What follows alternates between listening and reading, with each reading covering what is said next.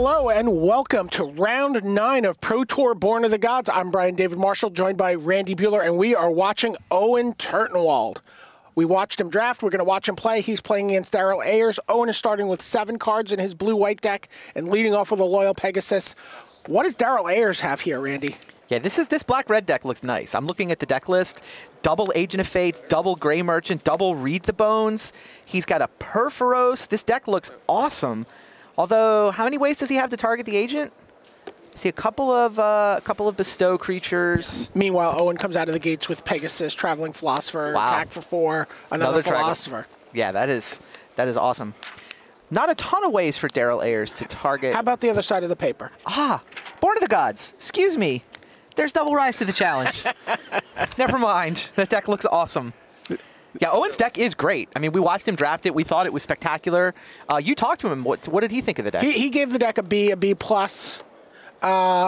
know, felt like maybe some stuff could have gone a little differently. Wow, look at this draw. He's just come out though with all 2 drops. Yeah, 1 drop, 2 drop, 2 drop, 2 drop. He's got both colors of mana, and his opponent mulligan to 6. His opponent goes Ragemonger on turn 4. Wow. You love you. I know you love the Ragemonger. That's the dream, right? It really is. That's the dream. Yeah, essentially, it's a Minotaur Agent of Fates deck over on the other side of the table. It's just too bad Gray Merchant's not a Minotaur, I guess. Yeah. That would be ridiculous, actually. All right, Owen, now he's got to deal with blockers. So the beatdown has been awesome. He's got Loyal Pegasus. He really wants... There you go. Let's send Battlewise Hoplite to the air and pick up another counter. Now he's got 5 power worth of flyers. Right, and now you get to scry from the Battlewise Hoplite trigger and then draw a card from the Stratus Walk, which is pretty sweet. Yeah. Decide if you want that card or if you want the top card. Yeah. So a couple of interesting decisions. Owen decided not to play the Floodtide Serpent. That was that we had talked about during the draft. He ended up playing the Sealock monster instead. He's got a God's Willing in his hand, which is nice here. Yeah, that was a card he's also got a Snare excited Caster. about. He's going to leave up God's Willing instead of Snare Casting one of the Ragemongers, which makes sense. Yeah. He can't clear a path for... Gets 5. Daryl's already down to 8. No, he was at 8. Now he's at 3, if I'm not mistaken. I mean, look at that. Look at the curve that Owen has put out. Yeah, and Read the Bones help. And this is why blue-white is such a good deck. But he does have the Gray Merchant. 1, 2, 3, 4 for the Gray Merchant. So absolutely required just to stay alive. We have a result in the undefeated matchup that's sitting on the hero table, which I'll explain more in a little bit. Michael Hetrick down 1 game to Li Shi Tian. So that's our last 2 undefeateds? That's our last 2 undefeateds, yep. All right. Wow, Ayers is going to attack with one of those Ragemongers. Go.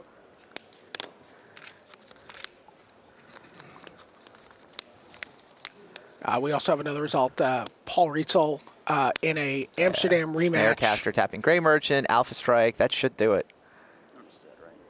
Yeah, I'm just dead, right? Yeah. Yep. Owen just tells him. There you go. The answer to that question is always yes. Oh, true. True. You know, sometimes the answer is yes if you don't block. you leave out the if you don't block part, right? Okay, so we have some nice future matches. We have Kai versus Paul. Kai Buddy versus Paul, and Kai has beaten Paul in game 1. We also have Matej Zadelkai, Big Z, playing against Quentin Martin. Returning Quentin Martin, one of the original limited resources writers. Right. Way back in the day on Daily MTG. Yeah, Quentin's at 15, Matej's at 17. So this is game 1. Looks like there are 5, 6 turns in. Red-green versus black-white. Heliod's Emissary tapping down a Nemesis Immortals and swinging in. That Nemesis Immortals is threatening to get very big. So it's going to become a 10-10A. Yeah. 3 cards in them. What do you do about the 10-10? I think at this point it's promising to become a 10-10. Yeah, 2 creatures in Matej's graveyard. Yeah, Zadokai, green-red, as you can see. A couple Skull Cleavers. Let's get 2 Stone Shock Giants. 4 Leaf Crown Dryads. Wow.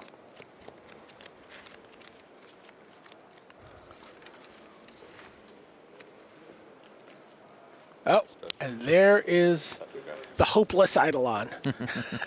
I mean, it's a hopeful Eidolon when you play it. It's a hopeless Eidolon when your opponent plays it, right?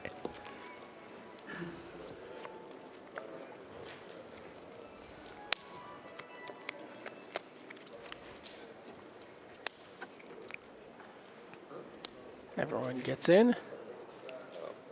Blocked it 2-2. Okay. You wasted your mana. You didn't do it in your end step. I will take 10, I guess. Yep. Go to 4. Good. That drops Quentin to 4. He's going to be able to go to 8, but... Nemesis Immortals is now the Abyss. Kills 1 creature every turn until you run out, and then it kills you.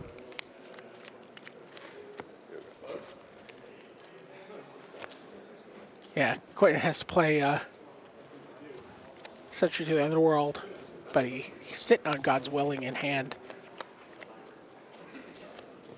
Can't Man, play. you're not meant to tap mana, especially pre-combat. Oh, this looks like some... Is this the Jagged Lightning? No, no, no. 3 and 3? Yeah, in that case. I don't believe so. In that case, I'll wait a pinnacle. I believe it's the Ogre.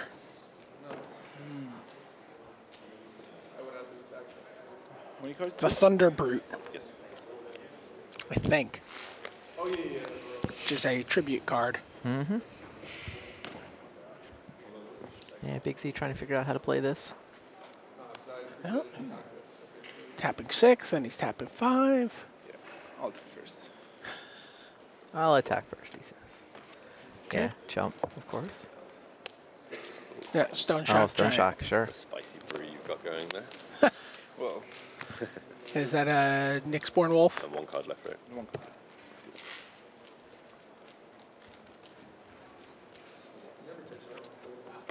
Swordwise Centaur. Sorry about that. Can't quite see it from here. All right, so Stone Shock Giant doesn't do a lot on this board in terms of making non-flyers Right. unable to block. The Sentry is still thinking about blocking, but there's so many creatures. What does Quentin have to get out of this? He is holding a God's Willing. Okay. He's at 4, right? He is. But a virtual. Oh, he he's gained at 4, 8. so he's at He's 8 at now. 8, and then a virtual 12 if he blocks Right. or attacks. But I mean, Oh, leaving he's not going to be able to block. yeah, with leaving that the guy. emissary on defense, Yeah. then the Stone Shock would turn it off. So he only has one blocker right now, effectively. Right, if Stone Shock goes monstrous. So I apologize. No, I'm just checking. Sure.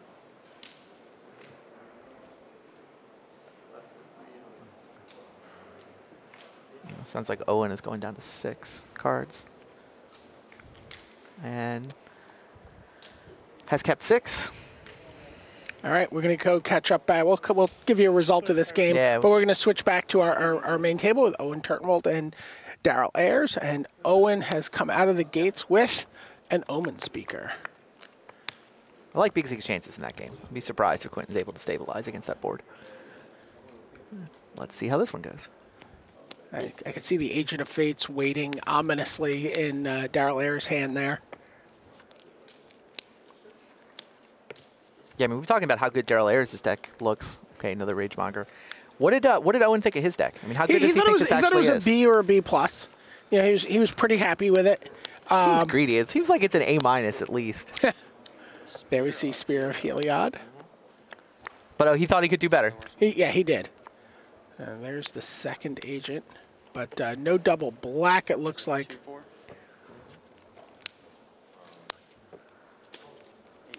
Whoa! Well, it sounds like Quentin Martin actually managed to win that game with a God's Willing. Wow! He got through, made his guy unblockable, and that was just enough damage. I guess so. I didn't realize Matei had gotten low enough that he was within range. Well, it might have been within over 2 turns. Yeah. So over the course of 2 turns, I guess that worked out. Yeah. There's a Krogma Warcaller following up the Ragemonger. Okay. Now he's Now- got the second black for Agent of Fates. Oh, but we're going to see. Sure.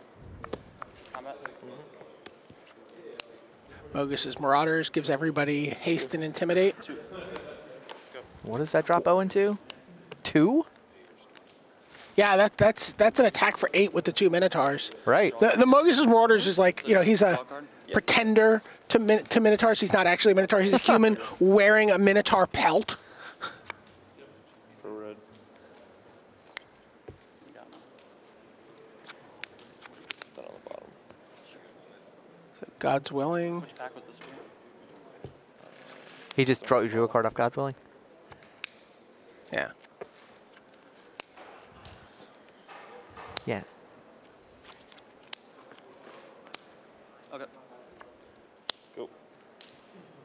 Wow, yeah, Owen is in desperation mode. The Spear of Heliod's ability to kill a creature that's dealt you damage doesn't do a whole lot when you're at 2. Yeah.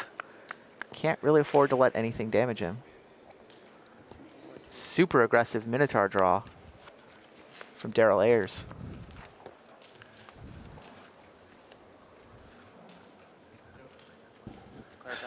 Sounds like we've got more Minotaurs on the back table. Kai and Paul Rietzel both have Death Bellow Raiders in play. Funny. All right, Owen double blocks the Ragemonger and blocks Warcaller. So he's currently sacrificing the Fortune Hunter. No, well, everything's +1/+1 from the Spear of Heliod. Okay.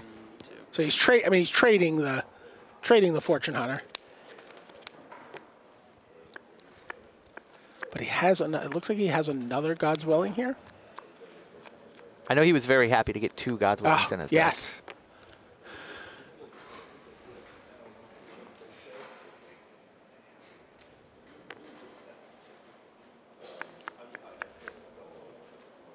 And here it comes. Sure. So he's going to draw a card and save the Fortune Hunter. Yep. That also gives him enough mana Check to from red. play the Evangel of Heliod next turn. To the bottom. Wow. Okay. Yeah, that attack didn't accomplish a whole lot. But Agent of Fates is a potential problem. Grey Merchant would be lethal if Ayers can draw it.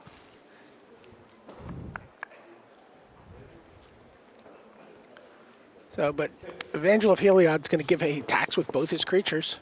Wow. Yeah, Evangel of Heliod's going to give him 4/2/2 tokens. That's not bad. And there's no targeting effects in Ayers' deck, but with an army of 2/2s, that takes a lot of the sting out of Agent of Fates. Owen's going to come back and win this game? Is that really what we're watching? Yep. Mogus's Marauder drops him to 2 on turn. You know, he's had 4 turns at that stage. He mulliganed.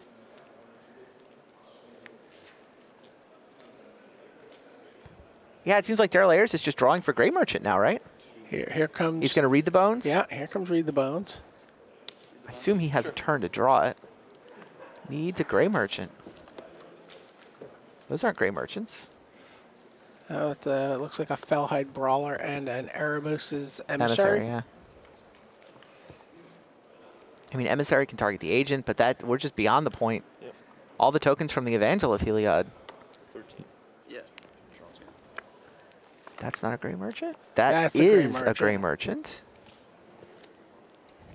Is there anything in Owen's deck that lets him gain life? He did not end up with a Hopeful Eidolon, we know. Right. Owen can't get in for Desperation Last Breath, maybe?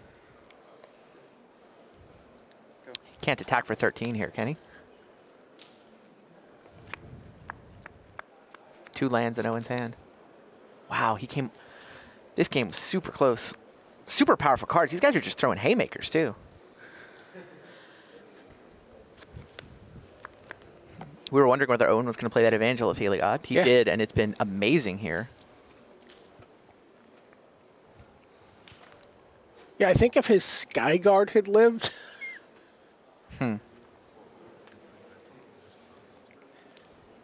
Yeah, that was a card that went around the table to him. Yeah, no, Evangel of Heliod's usually a little slow, but I mean, Owen's deck, because he had the Oracle's Insight. Yeah, the Double God's Willing was the Spear of Heliod. was a big piece for him. Attack. Yeah, he's sending over 6 power worth of guys. I mean, Owen's planning to win this over the course of 2 turns, which seems like the correct play from his seat. Yeah. But we know it's not going to work. Right to the challenge. Yeah, target my Agent of Fates, give it first strike. Now it's an awesome blocker, and you lose a guy.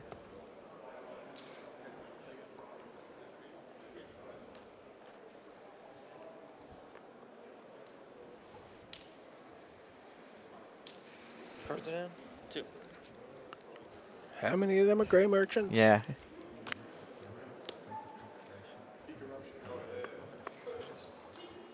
So it sounds like the match between Paul Rietzel and Kai Buda is going to go to game 3. Paul Rietzel tied things up. Yeah, Ayers lining up a block. It's one of these where if Owen knew there was a Gray Merchant, he would scoop, but Ayers doesn't know that Owen has no life gain in his hand. Right. And Owen doesn't know that Ayers has a Gray Merchant in his hand. Just that? Yep. No offense. Go to 8. One of the more perplexing tribute cards in terms of what's the correct play. Flame Wreath Phoenix in play for Matej Zadelkai, Quentin Martin reading the card a couple times. Takes some time make sure to he's sort got that it one right. out. There's Gray There's Merchant. Gray Merchant. Got anything? Yeah, Nope. Owen scoops him up. Owen's won a couple Grand Prix with that card. Indeed. So we are headed to game 3. What do we get to look in on? Oh, we'll be right back, right? Yeah. Yeah. So we're now going to Michael Hetrick and Lishi Tian. Looking for that perfect card or just the right card sleeves and playmat for your next tournament? Gaming Etc. has what you're looking for. Use the promo code PTBNG to earn 10% off all singles and accessories at gamingetc.com. You've watched the Pro Tour. How about playing on the Pro Tour? Qualifiers for Pro Tour Journey into Nyx are going on now around the world, with winners earning an invitation and airfare to Atlanta this May. Visit wizards.com/PTQ for more information. All right, welcome back. We're looking in on the King of the Hill table between Lishi. I like this King of the Hill idea. Yeah, Lishi Tian and Michael Hetrick. So these guys are number 1 and number 2 in the Swiss. Correct. They're the both last undefeated. 2 undefeated players. Whoever wins this match Yeah. is going to stay in the feature match for next round. Love it. The next round, the person who wins that feature match is staying in the feature match table. So it's just the King of the Hill table. This is the King of the Hill table. We're going to follow this table through the rest of the weekend. They may move on to video occasionally, Sure. but whoever wins in this seat is not leaving the feature match area. That's awesome. Both players are at 12. This is time to feed. Time to feed on the Anvil Wrought Raptor that is got a More importantly, it's on chosen the by Battle Heliod Master. and Hopeful Eidolon. Yeah, and that's a Battle Master picking up 3 +1/+1 counters, Yeah. right? So your game 3 also. So both players gain 3 here. Sure. Hopeful Eidolon's lifelink kicking in. Anvil Wrought Raptor was living the dream.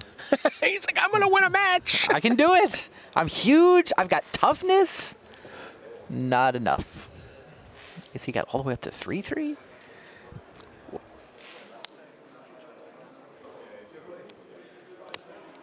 And Shitian lining up an attack. Kragma Butcher, an Ill-Tempered Cyclops, and something green. Can I just check the light tables and make sure you're paying something? 15, 14.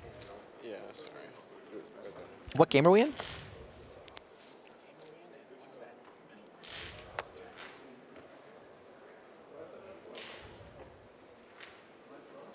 Oh, and the Asp is going to come to the party as well.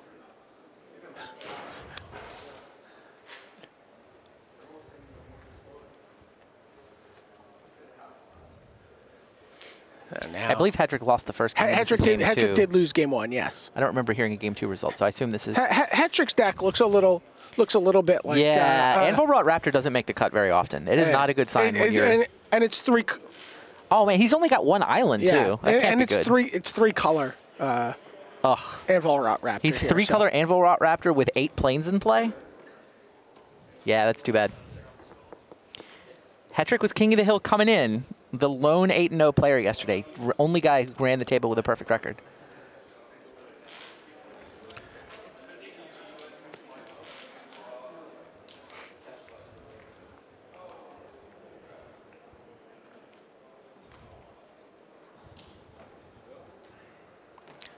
So Hedrick's just like, this is just kind of like, who am I throwing into the fire here?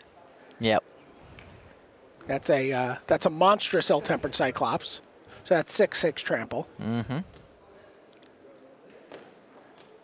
I mean, Nessie Nasp kind of comes pre-monstrous at 4/5. Yeah, Hedrick just seeing if there's any good blocks.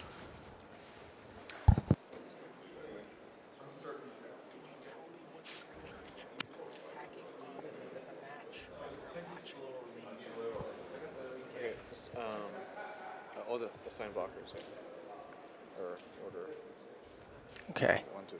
So he's putting 3 creatures in front of the Asp. He knows he can get that one.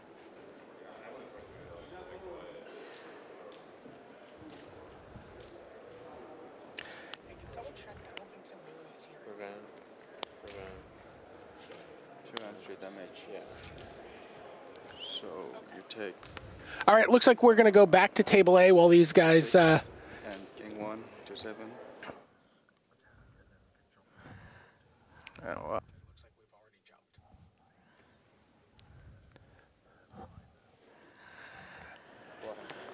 jumped. Yeah, another big nice start for... Yes. So... All right, so we're sticking here with this match? Yeah, we're going to stick here. See how this resolves itself on the King of the Hill table? Watch how the King of the Hill plays out. I mean, I think we pretty much saw how that was going to go. Once you're putting 3 guys in front of a Nessie and Asp... yeah, I think we're going to hold the main feature match table. I don't know if well, there's no holding them back. It looks like they've come right out of the gates. We see a Hoplite, a Loyal Pegasus, a 100-handed one, and a Stratus Walk fighting against a Deathbellow Raider. Yeah, this is how Owen won the first game. And that Deathbellow Raider's got to has got to come hurtling into that 100-handed one. No choice. Yep, he just says, I'm just going to regenerate. All he can do is regenerate. Wow, so Owen is already hitting for 1, 2, 3, 4, 5, 6, 7, Naiad. 8, 9. Wow. 5, 6, 7, 8, 9. 3.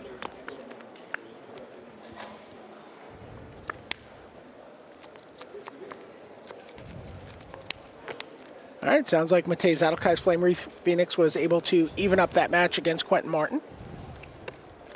And Daryl Ayers once again finds himself just at 3. This is the blue-white heroic draw. Like this is the draw you want when you build the blue-white heroic deck. In a bad relationship with a Deathbellow Raider.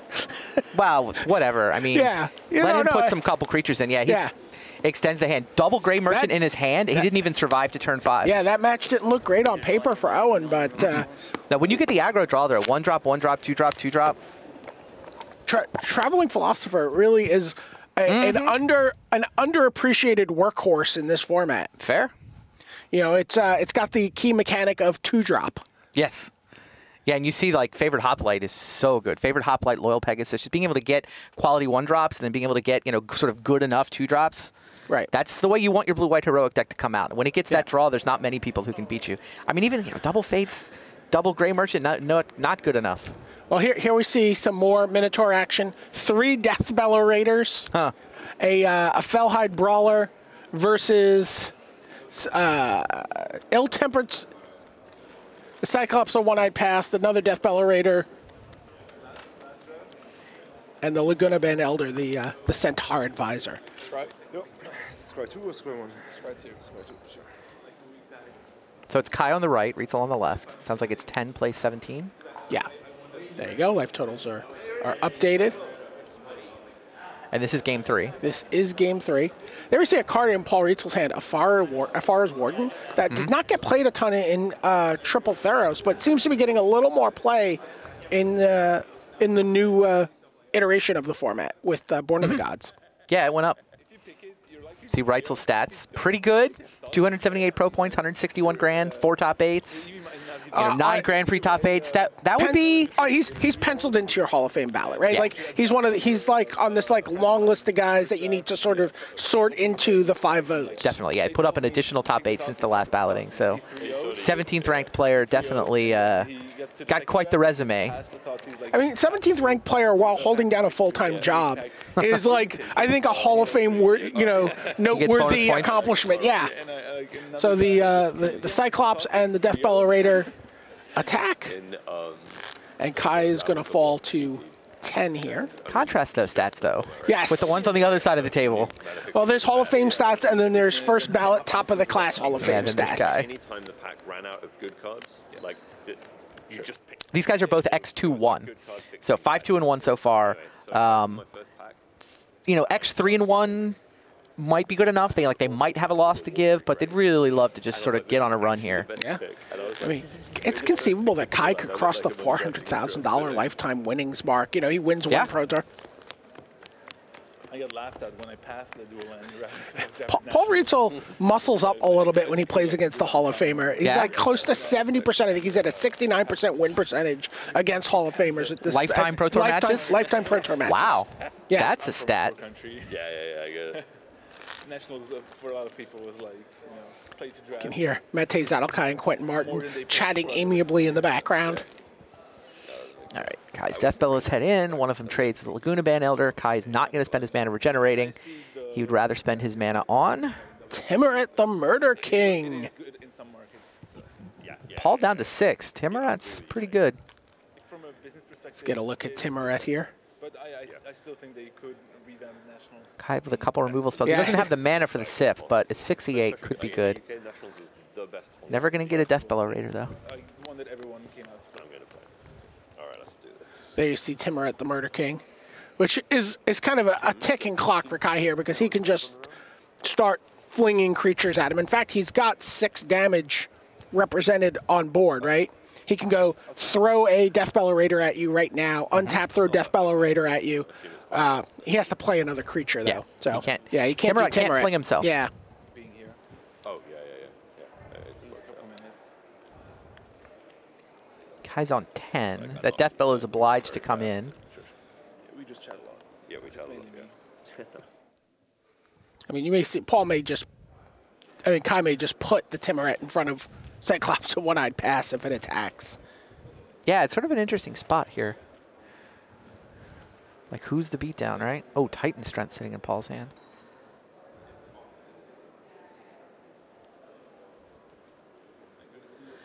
So Paul... So he surprise of no one, Paul is Boros. Yeah, exactly. Crow and Hoplite, Cavalry Pegasus, Afara's Warden, and Titan Strength. Yeah, only the one plane, so Paul can only play one of the white spells. He just has to decide which white spell is going to be the play this turn.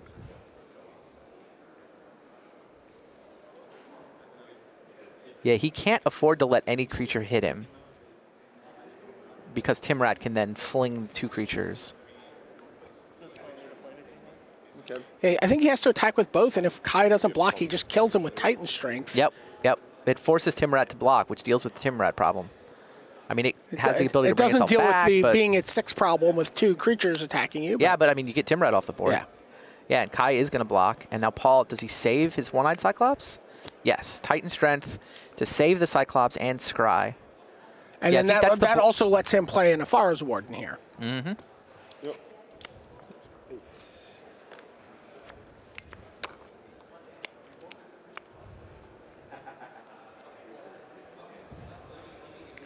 Kai falls to 8. And there's the Warden. Yeah, Afara's Warden's the play. Not a card we've seen a ton of in Triple Theros, like I said. So Kai's obliged to attack with his Minotaurs. He can asphyxiate the Warden if he wants to. I mean, it's... Sip of Hemlock is capable of dealing the last 2 damage, but only if he draws another land next turn and lives to do it. All right, he is in fact going to asphyxiate. And Kai's going to go... So Paul's at 2. And Kai's going to be at 1. Wow. Kai playing to top deck any land next turn for a lethal sip and hoping he survives this turn, which he will. Oh, I mean, I think Paul can't afford to attack with Cyclops a one-eyed pass here. Gonna be dead to a lot. Yeah. Lightning strike kills you. A lot of things coming. Alright. I have no blocks. Yep. Oh. Yeah, I like the attack because the thing is, if Kai has he's anything, yeah. if Kai has anything, it's going to be good enough. But Paul's just like, I want to win the game as quick as possible. Can Kai top deck a land for Sip? Oh, he shows it face up on the table. I have Sip of Hemlock in my hand. The would be to draw the scry land now, right? Oh, please. Is it a land? Oh, vote you! Doesn't need to be a land. Wow. I mean, I think half of my deck kills you at least. At least half of my deck kills you. Funny. Yeah, I think it's about half. Like, this would have killed you as well. Gray Merchant wins, sure. Every untapped land wins.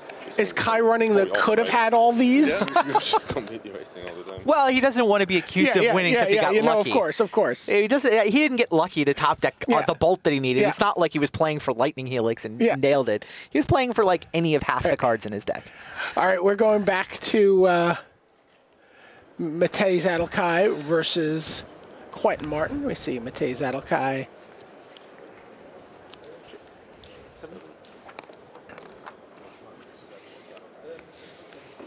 Quentin plays Read the Bones, dropping from 9 down to 7. See a fearsome temper on a Swordwise Centaur. So that's a 5/4.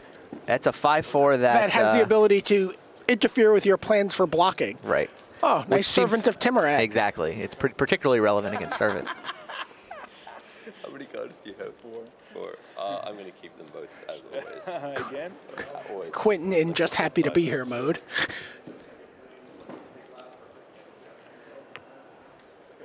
See, he's holding a Lash of the Whip if he gets to untap, but he's at 7. This guy's a 5/4. Right? There you see the fearsome temper. So enchanted creature gets +2/+2, and then has 2 red. Target creature can't block this turn.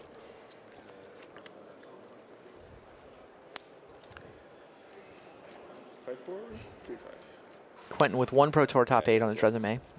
119 pro points, so he's eligible to vote for the Hall of Fame. Right. So, With the limited Pro Tour, it's definitely his specialty. Quentin was tapped down, didn't have the mana to regenerate the Servant of Timurat, so Matej just let him throw it into the Abyss rather than make it not block, and then he gets to advance his board with Stone Shock Giant. It's hard to find the mana for the fearsome temper. Zadelkai with 2 top 8s on his resume.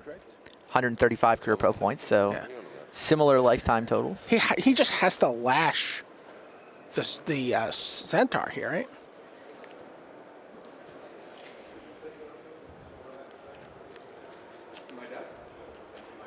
Oh, he has not the Stone Shock? Yeah, well, I mean, it's sort of damned if you do, damned if you don't, I guess. So he's going to lash something. Let's see. He's got an Asphyxiate as an option, too. Oh, he's got the... Shrike Harpy? He's got the Shrike Harpy. So he's like, can I have a giant fatty, or will you sacrifice a creature? Yeah, that seems like the play. Yeah. He's like, okay. Yeah, you can have a large creature. My creatures are also large. Block your 5/4. Sure. That one. Yeah, block which 5/4 are you blocking exactly? I just realized they're both 5/4s. Damage? Yeah, sure. I got 2. So. Am I dead yet? Matej just happy to take the trade. Me and you. You should have Me and you slow-rolled. both. You should have slow-rolled a bit more. Pinnacle of Rage. Yeah. I target both of us. I What have does to this think do? 3. You and me? Me and you. Good. There you go. Matej Zadelkai takes it down. Like, every draw this game was like the, oh, that's annoying. Like, so yeah, that was close. Quentin was close to putting that together. He had this Asphyxiate, he had Lash of the Whip. Like, he had enough cards in his hand that he could have actually dealt with all of Matej's creatures, but they were just hitting him too quickly, and like he had to read the bones to draw. He didn't have the... Yeah, just, everything was just a little bit awkward, a little bit off. Yeah. Well, hey, everybody, welcome back to the booth. Brian David Marshall, Randy Buehler. We just watched some. It was a fun round. We got to look at all 4 matches actually there. Owen Turtenwald just showing us the new mechanic from Theros Block called Bear. Grizzly Bear, yes. Yeah, just showing like Traveling Philosopher, a card that people just don't pay much attention to. Just like, look, this card just is on curve. It does what I need it to do, and sometimes it gets better with the Spear of Heliod. And then we saw a completely different kind of thing. We saw green-red monsters from Matej Zadelkai taking on black-white, control-ish mid-range from Quentin Martin here. And I think we're going to get a chance to talk to Matej a little bit about the draft and his table and his Pro Tour experience. We saw Kai. Is he upsetting Paul Rietzel? Rietzel with the 69% lifetime record against Hall of Famers? Yeah. Kai and Paul, of course, clashed in the top 8 of Pro Tour Amsterdam, which Paul eventually went on to win. And then we had our King of the Hill table. We had a King of the Hill table, yeah. Michael Hetrick, who is 8-0 versus Li Shitian, 7-0-1. Li beat him. Yeah, Hetrick no longer King of the Hill. And Li Shitian will be in the feature match area next round. Defending his title. And will stay there until someone defeats him. At which point that person will remain in the feature match area. Yeah, Li Shitian also first place all by himself right now. Yes. Right? I mean, 8-0-1 he's the only 8-0-1. The next second place will be sitting on 8-1. Pro Tour return to Ravnik, a top 8 competitor. Also a modern limited split format. Right. I believe he played Valakut in that tournament. Indeed. Escape Shift. And so he's doing a repeat. A nice showing for the MTG Mint guys there for him. Oh yeah, definitely. Yeah, the Blue Moon played Blue Moon. Yeah, Blue Moon. Yeah, that deck is probably the biggest upset of the tournament, right? Oh, yeah, definitely. Yeah, that was completely off the radar. I mean, people talk about Blood Moon. I mean, at some level, Blood Moon was on the radar, although, there wasn't any well-established Blood Moon deck. Right. Blood Moon's the kind of thing, maybe some people are going to play it, maybe not. Right. But we're going to be able to turning our attention back to Limited. We can talk with Matej Zadelkai, a.k.a. Big Z, who just won his feature match against Quentin Martin. Let's throw it down to Tim Willoughby on the floor.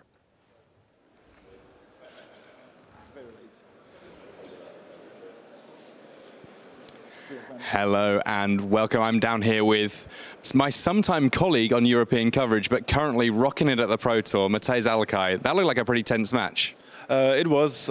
I saw Quentin Martin had a lot of tricks in his deck, so I didn't know quite what to expect. I was sure he had some amount of removal, but fortunately I had a very good curve and just killed him on turn 6, basically. Now, you have 4 copies of Leafcrown Dryad in your deck. Now, how important is that one there? Well, I first picked it and second picked it in pack 2 and 3.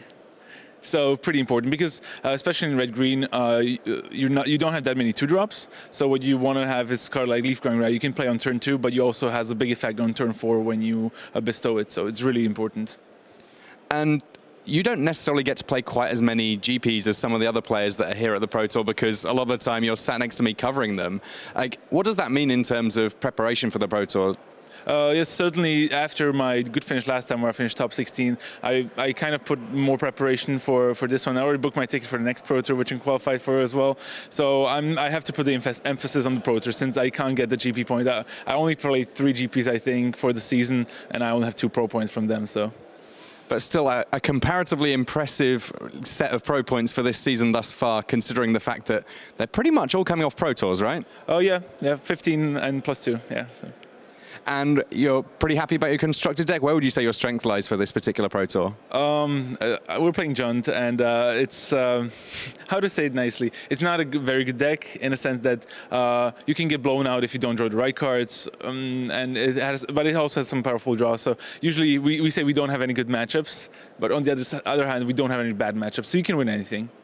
A pretty happy place to be in. At the moment, you pretty much are winning most things, so certainly a great position to be going into this second day here at Pro Tour Born of the Gods. I'm going to throw it back to the booth now, but this has been Tim Willoughby here with Matej Zadelkai. Thanks, Tim. Randy Buell and Brian David Marshall, what do you think about Matej? Like, have you been in that position where you're like trying to succeed at the Pro Tour, but maybe don't have the time for Grand Prix? No, it's kind of a unique situation for him. Yeah. Okay. Well, pretty impressive. We're going to send it back to the desk where maybe they can talk a little bit about that. Rich has a lot of opportunities to spend time with Matej Zadelkai on the European coverage scene, so let's send it back to those guys at the desk.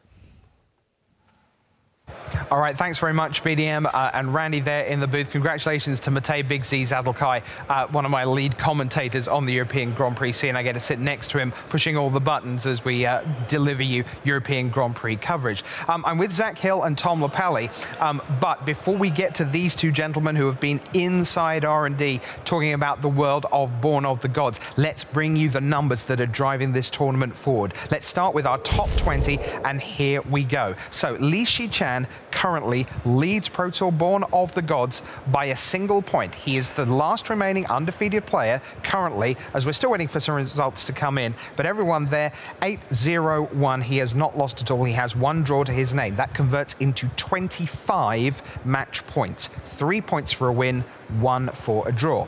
Then we have the 8-1s. Michael Hetrick is 8-1. He lost to Li Shichan that last round. McLaren of Canada 8-1. Grin 8-1 from Canada. So 2 of those there. Then it's Germany with Christian Siebold right there. You've got Tim Rivera. He won his first match 8-1. Then you see a whole bunch of 7-2s. The field tightening up. Everyone else on that graphic is at 7-2, including Patrick Dickman, who lost to Christian Siebold. Siebold, a Magic Online PTQ winner. That's what got him to 8-1. Then we've got the likes of Jingwei Zheng representing New Zealand, 7-2. On the other side, some of the players you might not know too much about. Tamás Gled of Hungary is 7-2. Andy Shrout, 7-2 from the United States. Matej, we've just seen in interview there. David Falk, another player from the US, not super well known. Reed Duke, big news there. He has won his opening match. Why don't we take a look at some of the pods? And I'm just hearing, by the way, that Matthias Hunt, who is missing from that board, he's about to go up there because Matthias Hunt has just won against Alex Andrup. So that puts Matthias Hunt right back in there at 8-1. So what I'm going to do, let's take a look at some of the draft pods. Draft pod 1, if you please. This is how things stand. Everyone there, their results are in. So Shichan, McLaren a winner, Hetrick, Siebold, 8-1. Hetrick, of course, lost. He was the lone 8-0. And then Hunt now in at 8-1. The 7-2s, Pills, Andrup, and Dickman. Let's move on to pod 2. And let's see what we have there for you. Results still waiting to happen. Joseph Kevaney against Justin Bransfield. They're still playing. Those are the two 6-2s. Inevitable that they would play in this first round because you are Swiss paired, meaning you play against someone on, as far as possible, the same record as you. So they're still going at it deep in the round. Now, the big result there, I would say, is that Chris Fennell has advanced again to 8-1. He has 2 more rounds of limited where he is traditionally strongest, and then we see what his modern metal is made of.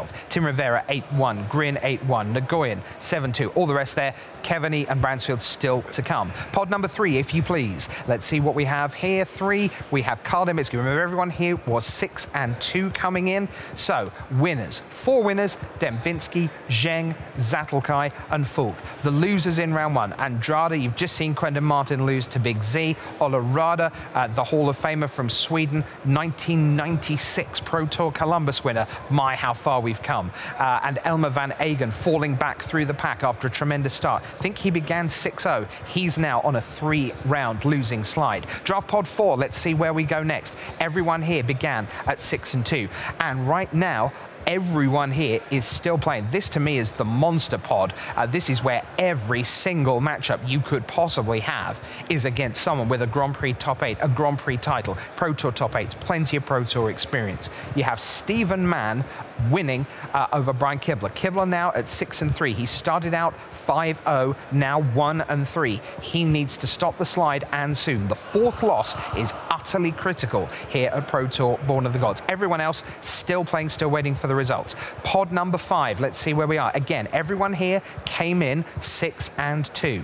Owen Turtenwald is a winner, 2-1 over Daryl Ayers. We've seen that. Tamás Gled is a winner this time around. He defeated Harry Corvesi, sending the TCG player representative to 6-3. Jager Meyer Gavela is a winner at 7-2. Still waiting for the matchup between Alexandra Orozak and Sam Thomaratnam from the 1%ers from Canada. 2 more pods to bring you. Pod number 6. Everyone again began at 6-2 and still playing as Omri Tubiana against John Sittner, but the rest are done. Losers this round, Pellerin, Finkel down, Freeman down, and then at 7-2, Luca Cassidy, the Grand Prix Moscow winner from Italy, Reed Duke from the Pantheon, and Raymond Tan of Malaysia. He's only played a handful of GP, he has an incredible record in them.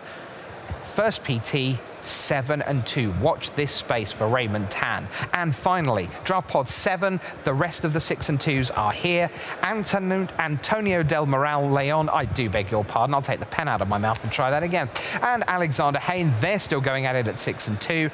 Losers this round, you see Callahan there at 6-3. And then the 7-2s, the winners, Betcher, Socherek, and Kai Burnett. So, a few more results come in. Let's take the overall top 20 again for you. The leaderboard, as each result comes in, the top 20 shifts around. And you can see now, there we are. Matthias Hunt joins the ranks of the 8-1s. You have Li Shi-chan heading the way, 8-0-1. At 8-1, McLaren, Hetrick, Siebold, Hunt, Rivera, Fennell, Grin. Plenty of results still to come. That's the story of round 9. And now we take a little breath and think about the world of Born of the Gods, because a lot of those numbers came about because those cards turned sideways and little words on little cards did little and sometimes very big things. And partly responsible for that are the two gentlemen beside me. Mr. Zach Hill, erstwhile of Wizards R&D, now in New York, right? That's where we find home. And Tom Lapelli, the lead developer of Born of the Gods. Thanks so much for joining us here at the news desk. You're very welcome. Tell us a little bit about your story. I sort of think of you as that cube guy, once upon a time, right? Once upon a time, yeah, that was the way that I sort of snuck into Wizards. But now I've been there for 6 years, and this is my 3rd set that I've lead developed. Okay, for people who don't know, what is development? What does a lead developer do? So I think of development as a kind of game design editing pass, where design will say, hey, we think there should be cards that do this in the set, and that the set should feel this way. And they give us a card file, and we'll say, okay, well, that's cool. We agree that we like that it should feel that way, but we're not going to be able to make it feel exactly this way, so how about this way, which is close? And by the way, this 10% of the cards you've given us are going to make it feel a different way, so we're going to change these, excuse me, and then it'll feel the way you want it. So then we have actual editors who do things like, you wrote this ability wrong, we actually use instead here or whatever. But we're kind of like the people who say, well, we use this game design to achieve this, not what you gave us. So we're not the big idea people, but we work on the detail implementation side of things. Okay, a lot of people in Wizards R&D, I lose track of where everyone is because some people edit one set and then they develop this and then they design that and then they're special representative for this product or whatever. Are you someone who sort of flips between the sides, or is development where your passion lies? The way our schedules work out, mostly now I only have time to do development. I was on the Innistrad design team, which was amazing with Richard Garfield and Mark Rosewater. That was quite an opportunity, but mostly now I just do development. Okay, so why don't we get to some cards from Born of the Gods? It's very much a Born of the Gods morning here at Pro Tour, Born of the Gods. That's why we called it that. It turns out not only do we have draft, we've got these guys talking about card design for you. Later in the morning, we're going to look at the draft viewer, first picks, first pack with Zach. At lunchtime, Marshall's going to come in and talk to us about what we're learning from Limited. And also, we have a suite of inside R&D videos. I got the chance, lucky me, to fly out to Seattle, chat with all the guys and girls who make Magic possible. And you'll get lots of inside information on that. And that's coming out at lunchtime. So let's get to some cards. And why don't we start with a set of lands, the Temple of Enlightenment, the Temple of Malice, and the Temple of Plenty, my favorite art in the whole set. Tom, take it away. So Eric Lauer was the lead developer for Theros, and as soon as we knew that Scry was going to be in the set, Eric wanted to make these lands. But we've gotten to the point where we really like to have all 10 of a cycle of non-basic lands around instead of just 5. Often if there's like only 5 of a thing, like the Worldwake Man lands, all of a sudden you see mostly allied color decks. And we like there being more choice. So we knew we wanted to do all 10 across the block. And then it was a question of how you arrange them, which was a subject of some discussion. I pushed fairly hard on the side of do the opposite of what we did with Return to Ravnica, because that way you just get some extra churn. With Return to Ravnica, all of the guilds that are in that set kind of get an extra 3 months to have better mana and shine with extra gold cards. And I thought that it would be nice to go the other direction here so that the other guilds could get the extra 3 months this time. And I'm pretty happy with how that turned out. It worked out nicely here because then we could do the allied color ones that finished out the allied color cycle in the set with the allied color gods so that every god could have their temple, and that was nice. But that's the reason that we ended up going with this arrangement of them across the sets. Zach, let me ask you, every game designer has a set of tools, and sometimes you can find things in different games that work for you, and other times you're given a suite of tools. Talk to us a little bit about Scry and what that does for Magic. Yeah, so Scry is really intriguing for a number of reasons. It's one of the mechanics that reduces variance. Sometimes you want a mechanic that adds variance in order to, you know, shake up the games, make things more exciting. Sometimes you want a mechanic that reduces variance. The challenge is, when you're doing that, you have to make sure that it's in a visible way and it's in a creatively resonant rather than mechanical way. The nice thing about Scry and Theros is, you know, oracles, seers, and prophets are a big part of Greek mythology. Sure. So you get to flavor it in a way that it makes sense why you're scrying and isn't just an abstract kind of manipulation exercise, while also having the ability to smooth out draws and so on and so forth. So I think Scry was, by and large, a really successful mechanic in Theros. Yeah, and I guess when you are trying to reduce variance, there must be any number of ideas that you could do if you didn't care about whether it was fun or not. Right. Where you could just go, essentially an Excel spreadsheet way of doing things, where, yeah, we will make sure that it's 1.3 of this and 2.9 of that. But the challenge to make it fun while simultaneously delivering that smoother experience, Tom, must be tough. It is tough, and honestly, we probably wouldn't have put Scry in the set if it hadn't been for Heroic causing a lot of extra randomness. We found that before Scry was in the set, things were just out of control. It was very draw dependent, and when we added Scry, that helped a lot. All right. To contextualize that, I mean, the thing about Theros is, you know, you've got all these enchantments, then you've got all these creatures that you need to put enchantments on, then you've got monsters who are kind of big, and you need a lot of lands, but you need to draw the monsters. So Scry allows you to kind of assemble these combinations, even in Limited, which is sometimes a really hard thing to do when you're just drawing your opening hand of 7 cards and hoping that it works out. Sure. Yep. Tom, let's talk about the huge creativity that goes into reprints. Sure. Okay, specifically, let's look at Springleaf Drum, because that's back.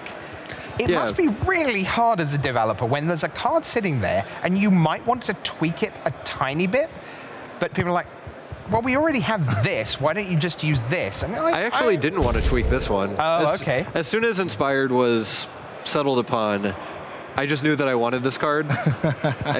It's fun. It works really nicely with the guys that pay mana when they untap to make creatures. And usually when we're going to do a mechanic, it's nice if there are ways to build around it. And Springleaf Drum it's the perfect card.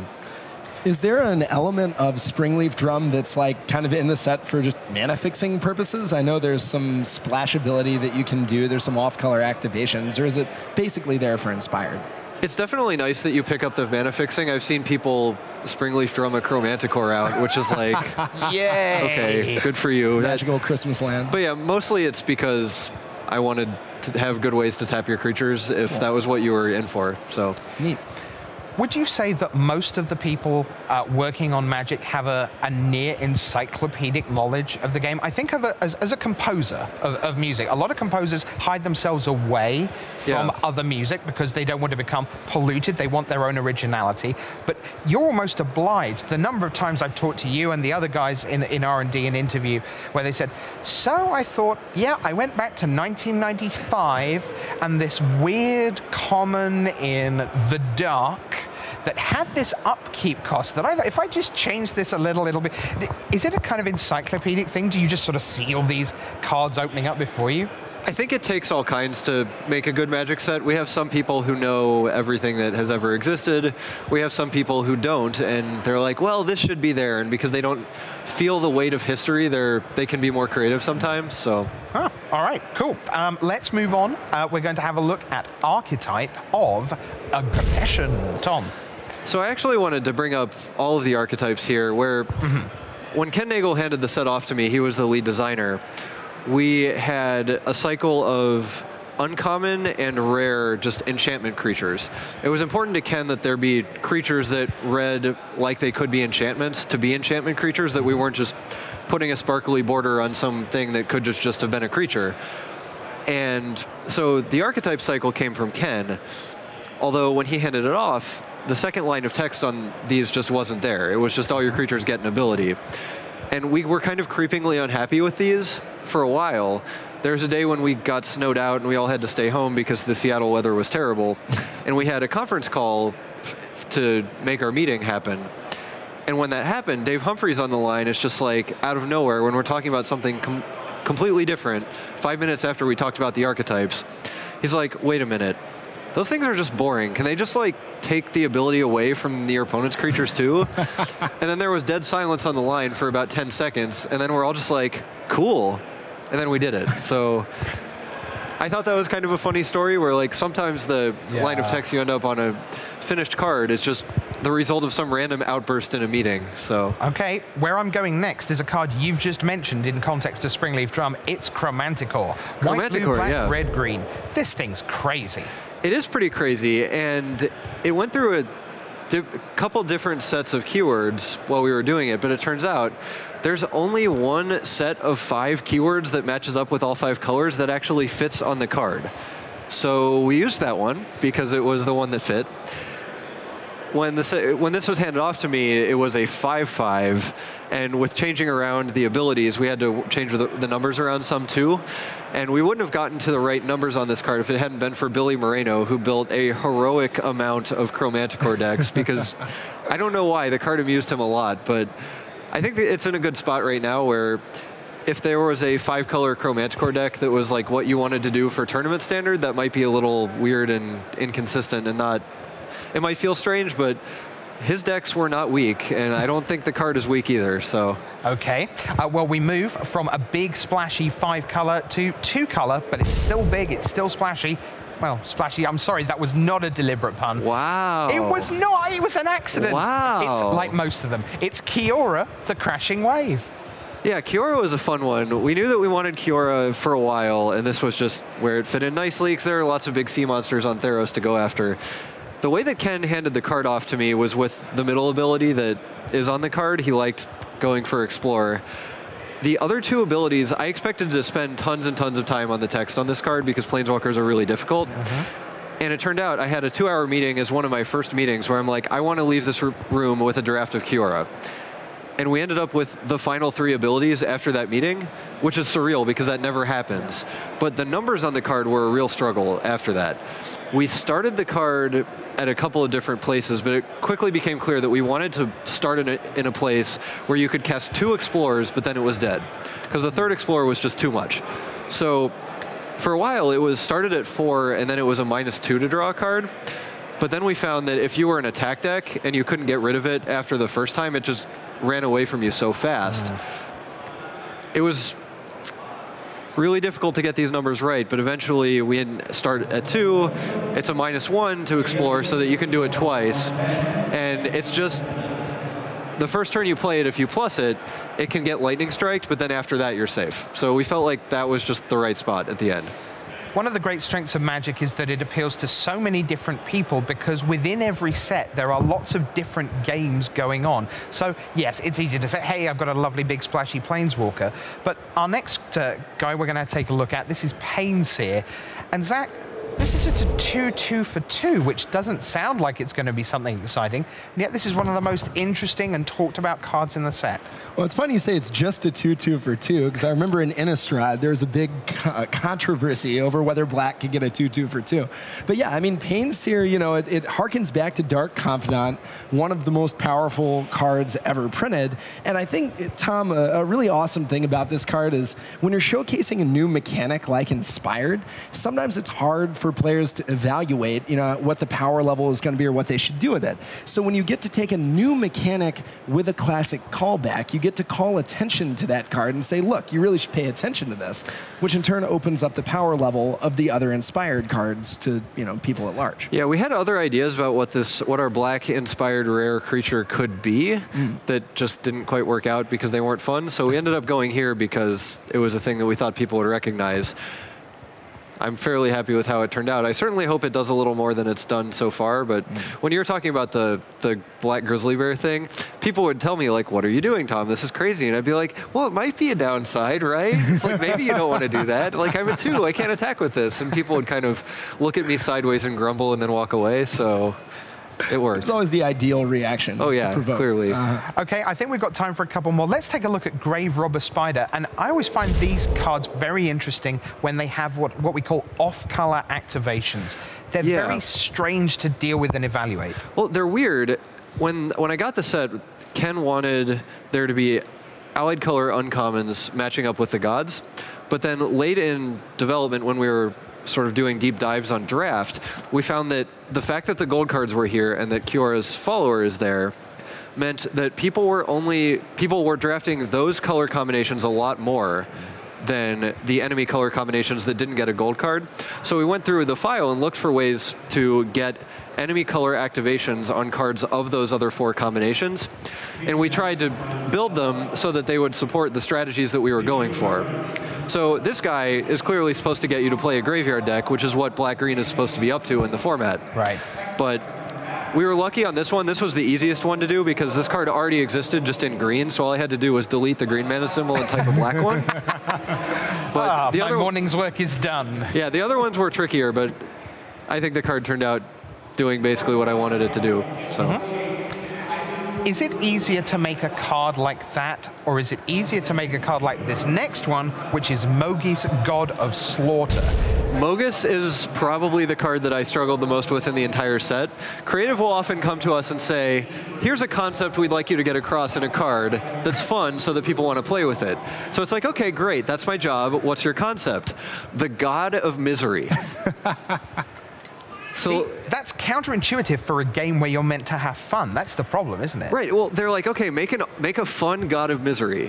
That's just such an insane task. Yeah. So the first real version of this was an ability similar to Stalking Vengeance, where like if things would die, you would just hit people in the face for a bunch of damage, which was a kind of a crazy lockout card. And it also was weird because it's like, don't have permanence because you want them to die so that you can do damage, but then you should have devotion to your god, and that was bad.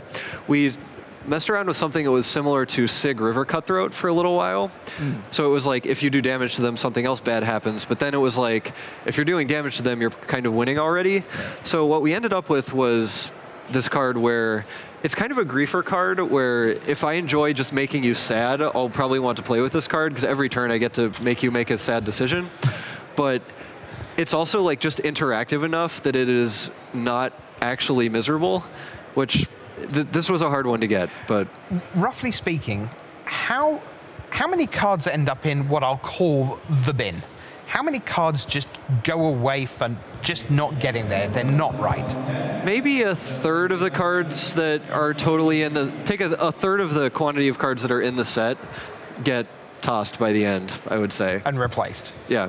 Okay, so that's I mean, I guess before you get it on development, there's a much higher churn through the design process, right? It's true, and the thing about we're not just tossing cards that we think, like, design is like, it's like, why did you make that card? That card sucks. What we're actually saying is, hey guys, designers, you had a cool idea, but this card you made is not helping your idea, or it's getting in the way of your idea, so we're going to get rid of this to try to bring through what you wanted us to bring through. It's not an antagonistic relationship there. It's almost like a kind of zoom focus thing, isn't it? Because you're looking at, when you're at design, it's like, I have designed this card that's right here and I like the look of it and it does this thing. Right. And then you're further out with, well, these are the other black cards, and then you're further out zoomed again, and well, these are the limited commons, and then you're further out again until eventually, Zach, you end up starting saying things like, with, for example, Spirit of the Labyrinth, okay, is this going to work in Legacy maybe? Well, and I think that's a lot of what development does. I mean, the thing about development is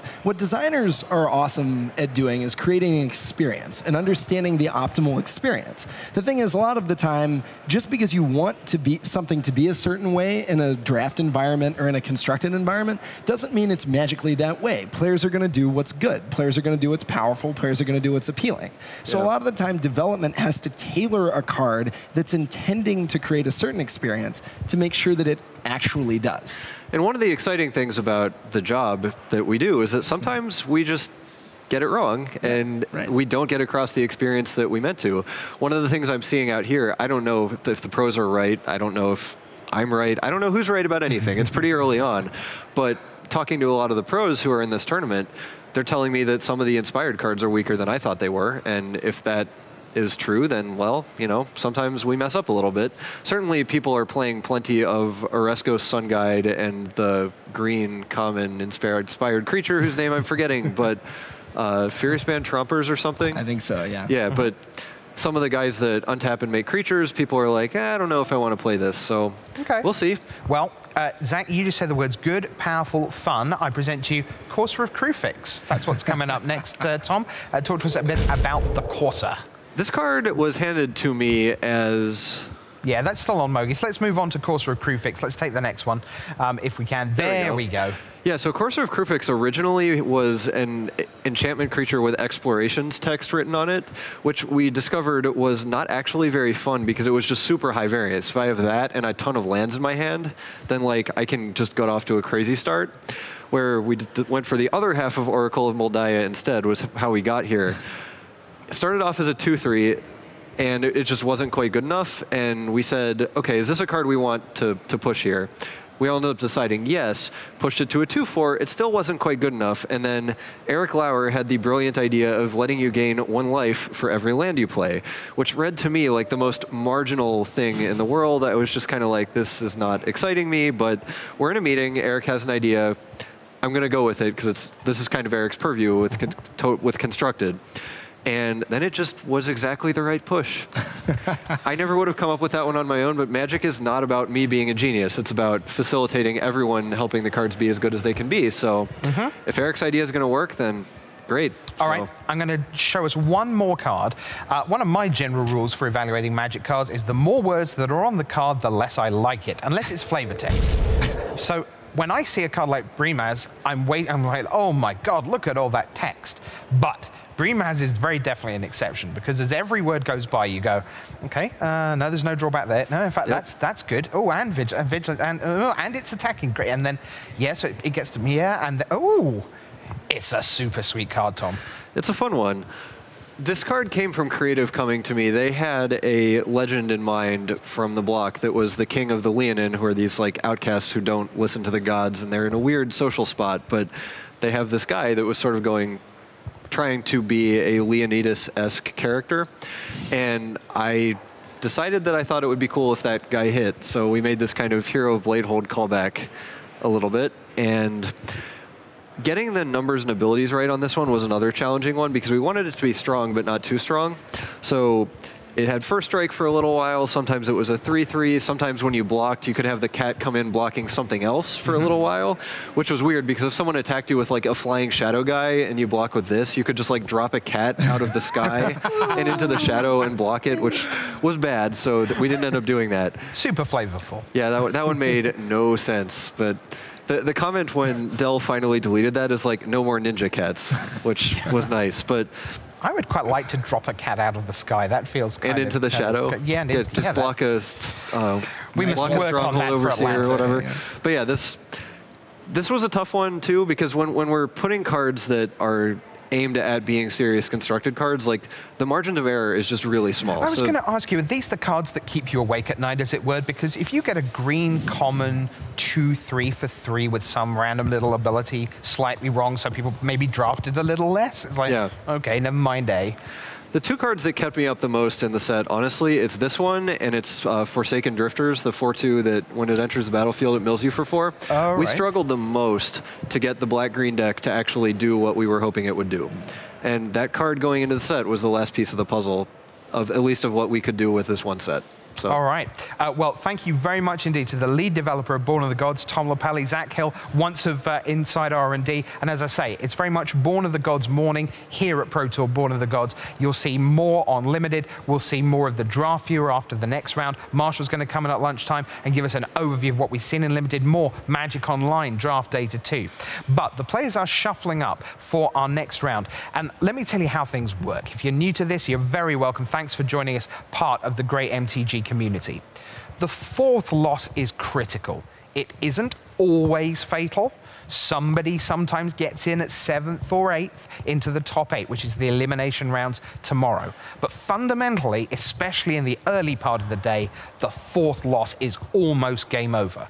We have 3 matches in the feature match area that feature both players at 6 wins and 3 losses. Functionally, 2 enter, 1 leaves. That's how it works. We have Haibing Hu, once of the US national team.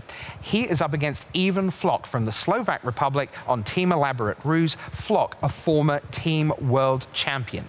Then we have, again, 6 and 3, Melissa de Tora from Revolution. She is up against the Austria-Germany sort of alliance team, the European All-Stars, Nico Boni of Switzerland, a former Team World Champion himself.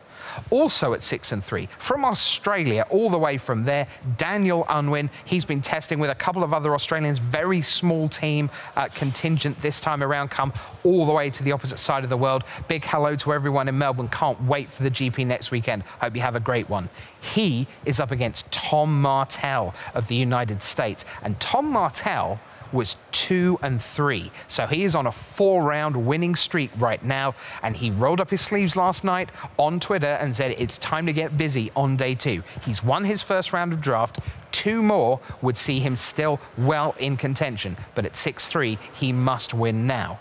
And then, who is King of the Hill? We have a table in the feature match area. If you're just tuning in, every round, it's winner stays on. It's like the old playground game. I beat you, you get out. I'm sitting right here for the next guy to come into my house, and I'm going to beat you. Hong Kong's Li Shichan is the man who holds the King of the Hill chair right now because he eliminated Michael Hetrick in the first round of this. Hetrick, of course, still at 8 and 1, very much in contention for top 8.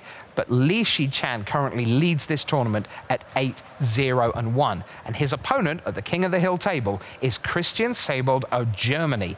He is doing tremendously well. The Austria-German team had 3 players at 7 and 1 overnight. Seibold has won his first round today. He is a Magic Online qualifier for this. That's how he got in.